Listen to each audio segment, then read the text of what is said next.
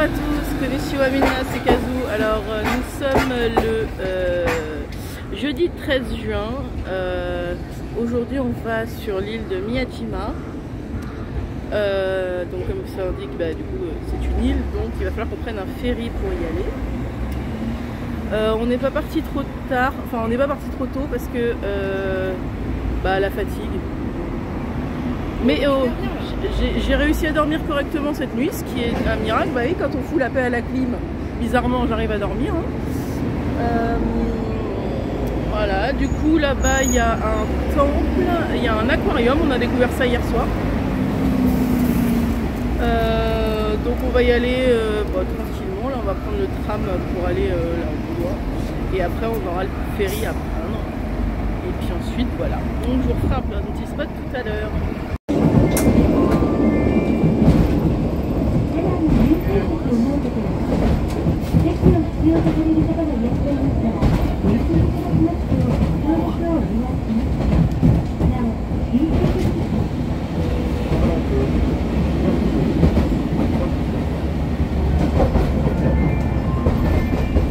C'est bon ou pas?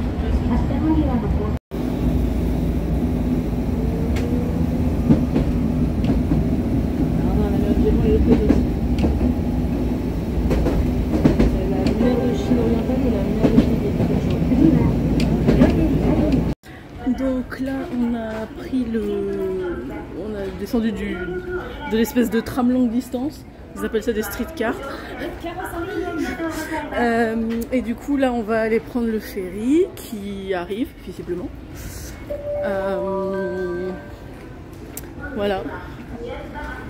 La vision du combo mer et montagne est assez ouf.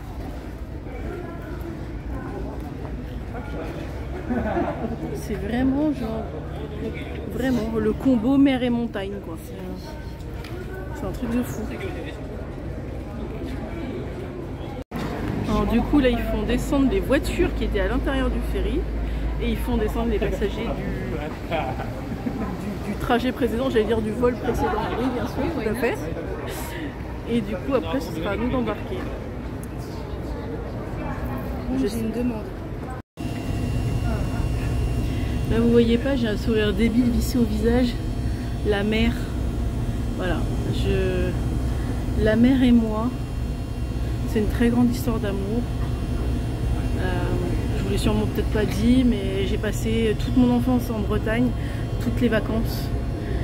Et du coup la mer, ça fait presque partie de moi en fait.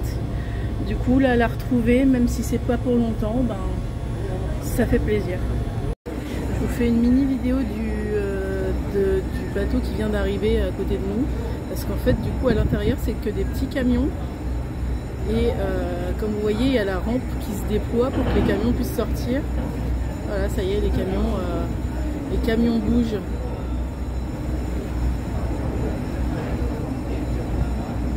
Et voilà, les deux camions sont sortis et nous on va pas tarder à appareiller. Ça y est, on est parti. Comme je disais à Prune, je crois que la dernière fois que j'ai pris un bateau comme ça, c'était aussi un ferry. C'était entre la France et l'Irlande. C'était en 1998. Non, je t'ai dit 99. C'était 98. J'avais donc 17 ans la dernière fois que je suis montée sur un ferry. Là, apparemment, on en a pour une dizaine de 10-15 minutes de traversée. La dernière fois que je suis montée sur le ferry pour aller en Irlande, c'était un peu plus de 24 heures. On n'est pas sur le même level de...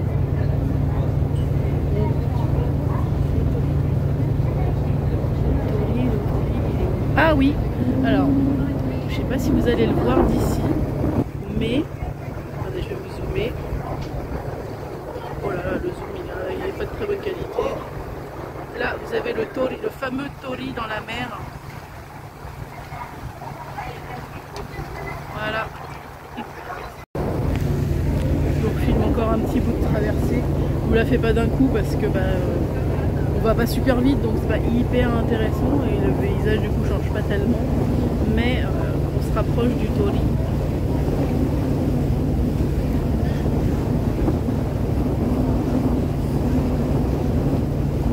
Du coup vous avez le bruit de la mer.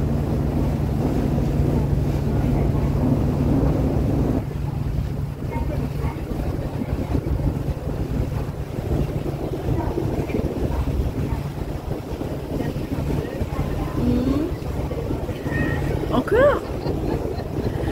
Ça faut savoir que quasiment depuis qu'on est arrivé au Japon, à chaque fois qu'on croise un endroit où il y a de l'eau, que ce soit une rivière, un fleuve, un lac, la mer, n'importe quoi où il y a de l'eau, Prune me dit j'ai envie d'y aller. Non mais je dis pas le contraire. Non mais... ça donne envie, non? Non mais je suis d'accord, ça donne envie, mais voilà.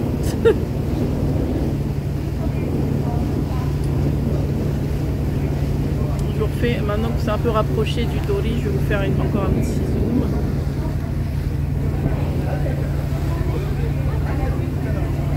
Voilà.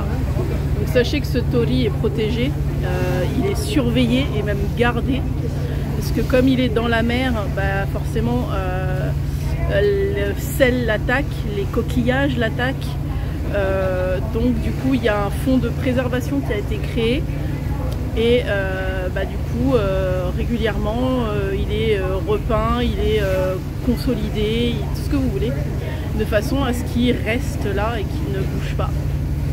Voilà, c'était la petite minute info à propos de ce fameux Tori qui est si célèbre. Voilà, donc, du coup là vous le voyez un peu mieux. Je crois qu'on le verra pas de plus près que ça, mais voilà, en tout cas vous le voyez. Alors je vous expliquais qu'il y a un fond de préservation du Tori qui existe, et donc là on vient en sortant de la, comment on appelle ça, la gare de ferry, je sais pas comment on appelle ça. Il y a deux distributeurs de boissons classiques, sauf que juste au-dessus il y a un panneau qui explique que tout l'argent récolté dans ces deux distributeurs va au fond de préservation du Tori. Je crois que c'est tous les distributeurs. Alors Prune a l'air de dire que ce serait tous les distributeurs. Je trouve ça très très bien, parce que comme ça au moins l'argent qui est versé dedans est pas, c'est pas perdu, c'est pas le mot, mais enfin voilà, au moins il sert à quelque chose de vraiment très utile. Et du coup voilà, alors il y a beaucoup de classes, de collégiens, de primaires, de lycéens je suppose aussi, beaucoup de touristes évidemment. Donc on va pas être tout seul, mais bon bref, voilà, on se rapproche du Tori là en fait, parce que là on se dirige vers l'aquarium et du coup on se rapproche du Tori. Donc je disais, c'est ma première vidéo à rater, que on a vu ça hier soir en faisant la recherche pour venir. Il y a des daims en liberté aussi à Miyajima. Donc bah voilà, si vous voulez voir des daims mais qui soient moins nombreux qu'à Nara, donc peut-être moins agressifs, moins voraces, mais que vous voulez en voir quand même parce qu'ils sont en liberté, bah du coup vous pouvez venir à Miyajima. Regardez par exemple, là il y en a un là, tranquille, on en a croisé un, il faisait le pied de grue devant un resto, genre je crois il avait la dalle. Vraiment il attendait devant le resto. Voilà. Du coup c'est bon à savoir. Il y a moins de daims à Miyajima, mais il y en a. Donc voilà, et là vous voyez le Tori d'un peu plus près. Là je vous disais les daims. Voilà, petit daim. C'est un jeune celui-là. Alors vous allez dire que je vous saoule avec les daims, mais parce que en fait ça me fascine ces animaux. Mais regardez, il y en a un sur la plage là en fait. Genre il fait sa vie tranquille, il est sur la plage, tranquille. Je sais pas trop ce qu'il... J'ai l'impression qu'il broute des algues, c'est un peu bizarre. Voilà. Un daim sur la plage. Regardez, il y en a un tout petit. Il est trop mignon. Oh mon dieu, les daims, j'aime tellement ces animaux en fait. Alors pour une raison complètement inconnue, il y a un faux cheval dans une fausse écurie. Je comprends pas tout, mais ok. En marchant, on est tombé sur cette pagode en hauteur. Bon, c'est pas ça qu'on cherche, hein. On essaye d'aller à l'aquarium, mais chance, on va tomber sur des dingueries en marchant en fait. Alors, on est toujours en route pour aller à l'aquarium. Mais du coup, la petite rue, là, elle est tellement typique que je pouvais pas ne pas vous la montrer, en fait.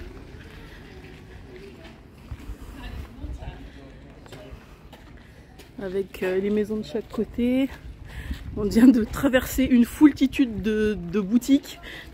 Là, si on trouve pas de quoi acheter et de quoi manger, c'est vraiment qu'on y met toute la mauvaise volonté du monde. Donc voilà. Donc c'est bon, on est dans l'aquarium à Miyajima. Faut un peu le mériter l'aquarium parce que ça monte un peu. C'est un peu loin de tout, mais il a l'air sympa. Donc je vous ferai des petits spots. Je vais essayer de vous montrer un truc, je sais pas si vous allez voir. En fait, il y a une espèce de... Voilà, en fait, on est au-dessus d'un bassin d'ostréiculture et ils ont mis des espèces de loupes au-dessus pour qu'on puisse voir dans le fond du bassin. Voilà. Alors, il faut que je vous explique un truc. Ceci, ça s'appelle... Alors, on dirait des machins genre des aliens ou je sais pas quoi. Ça s'appelle des limules. Et ça fait partie de la catégorie des fossiles vivants avec les nautiles. Ce sont des animaux qui ont connu la préhistoire, enfin même pas la préhistoire, qui ont connu les dinosaures. Voilà, sachez-le. C'est pour ça qu'on les appelle des fossiles vivants. Voilà, donc ils ont carrément un bassin avec des limules. Alors pour les personnes qui se plaignaient qu'il n'y ait pas de tortues quand on était à l'aquarium à Osaka, bah voilà, là il y en a. Elles sont peinards, elles sont tranquilles. Elles partagent leur bassin avec, je sais même pas c'est quoi ce poisson. Ça me fait penser à des silures, mais je crois que c'en est pas. Celle-là, attendez, je vais vous montrer, elle a une bonne tête.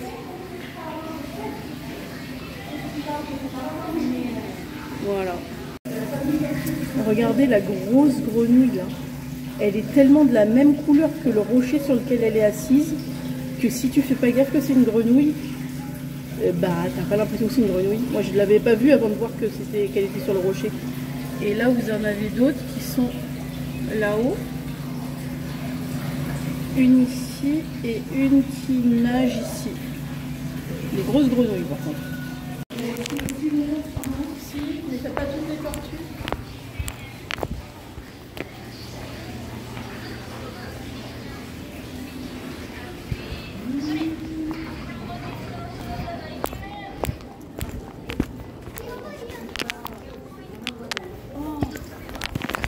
Wow. Ouais, non, bah.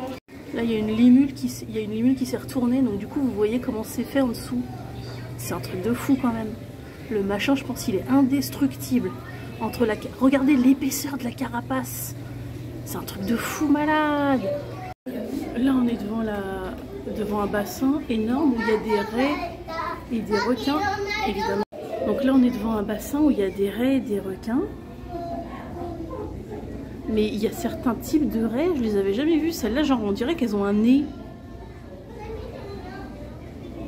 Il doit être profond aussi, ce bassin-là, je pense.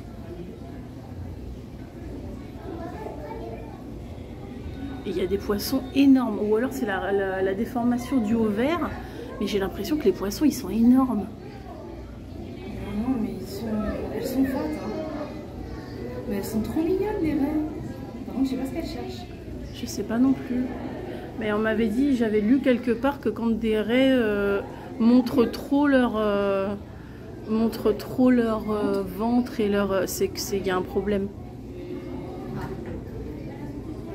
Bon après c'est peut-être pas le cas, ça dépend peut-être des raies.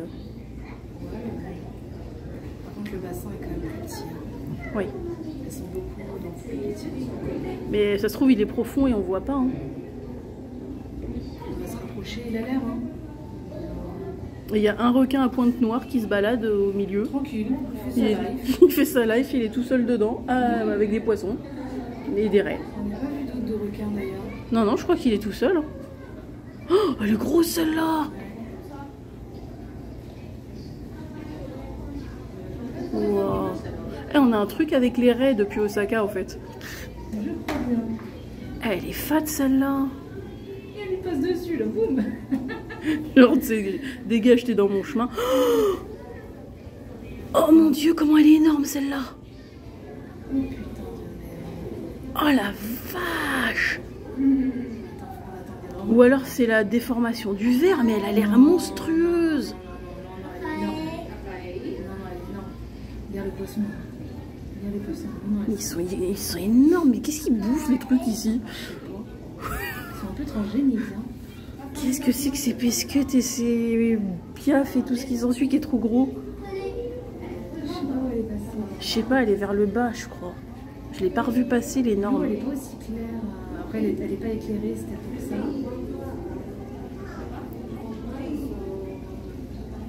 C'est toujours les mêmes qui reviennent vers nous en fait.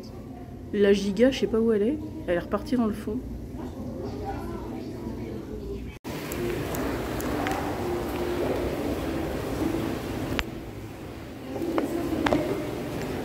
Attends, j'arrive. Alors, je vous montre juste qu'il y a 3 dauphins. Mais ils ont littéralement rien d'autre que l'eau. Honnêtement, je me demande si c'est pas un bassin destiné à les garder, le temps de les soigner ou quelque chose comme ça, parce que c'est bizarre qu'ils aient absolument rien du tout. Le retour de nos amis les méduses. Je vous ai prévenu, hein, j'ai un truc avec les méduses. Je trouve ça vraiment apaisant.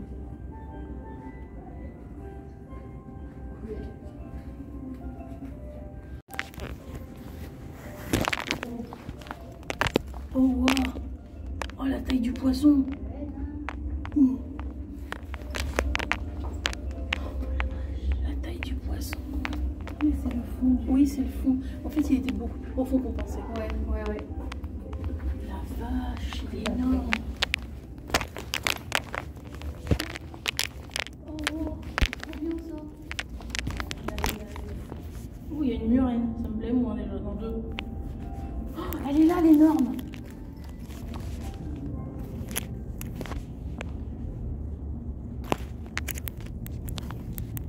Alors, je vous l'avais pas montré avant parce qu'elle montait pas à la surface, mais il y a une énorme raie là dans le fond.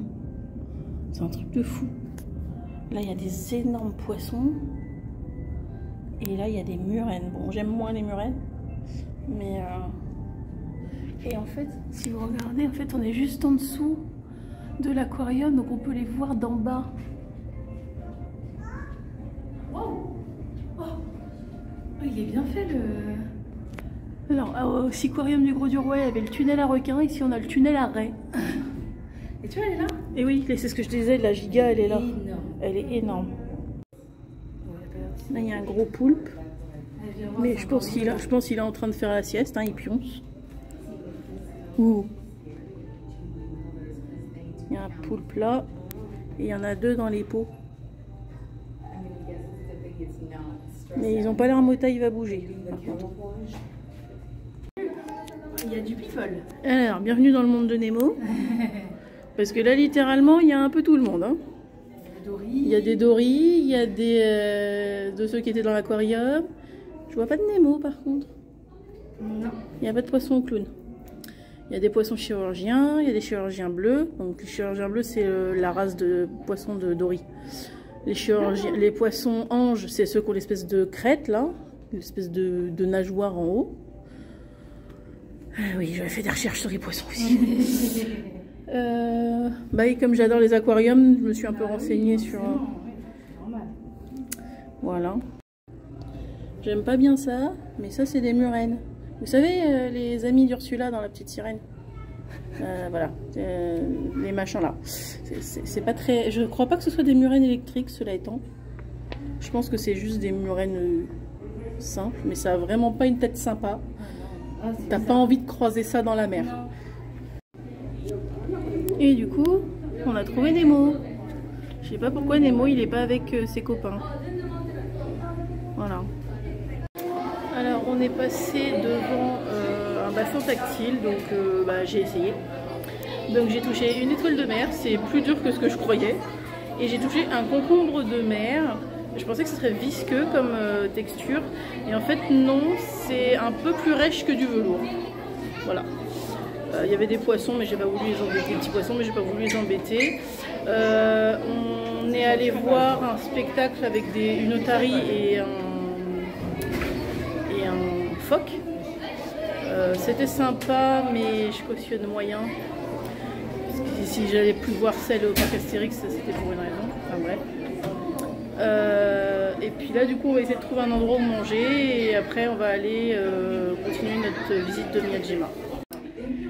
On s'est posé pour manger dans un resto dont la spécialité visiblement est l'anguille. Parce qu'il y en a dans littéralement les huîtres et les huîtres frites. Parce qu'il y en a littéralement dans quasiment tous les menus.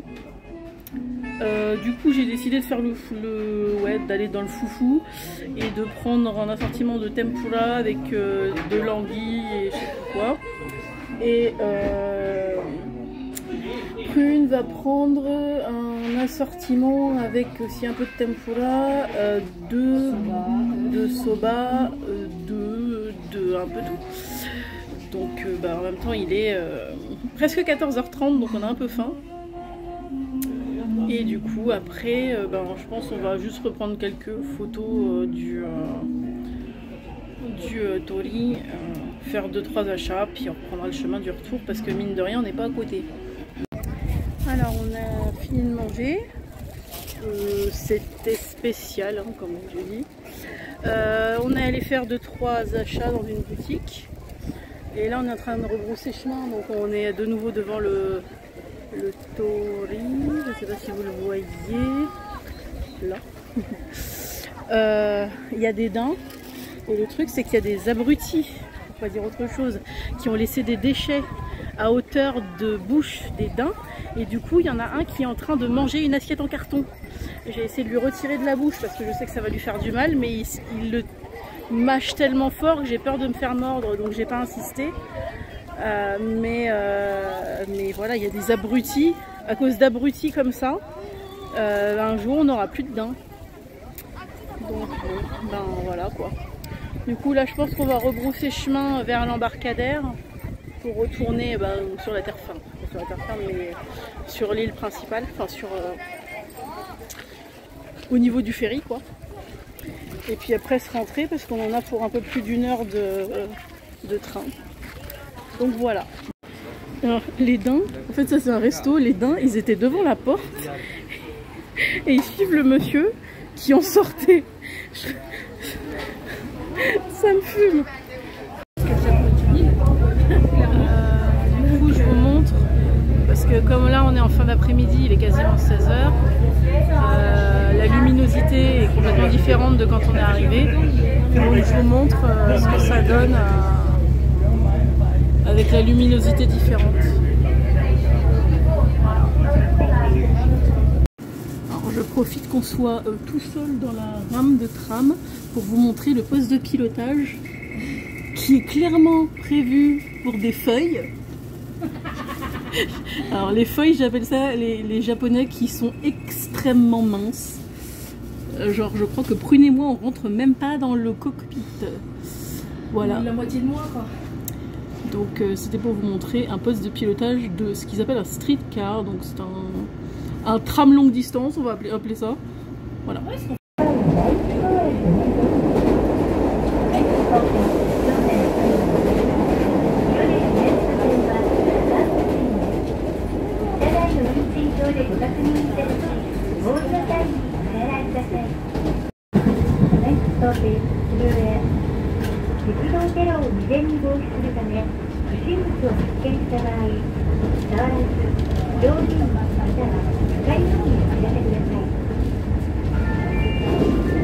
Désolé, ça bouge pas mal, hein. Ça tressaute beaucoup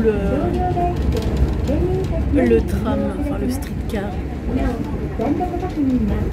Et c'est hallucinant le nombre de passages à niveau qu'on traverse. C'est un truc de malade.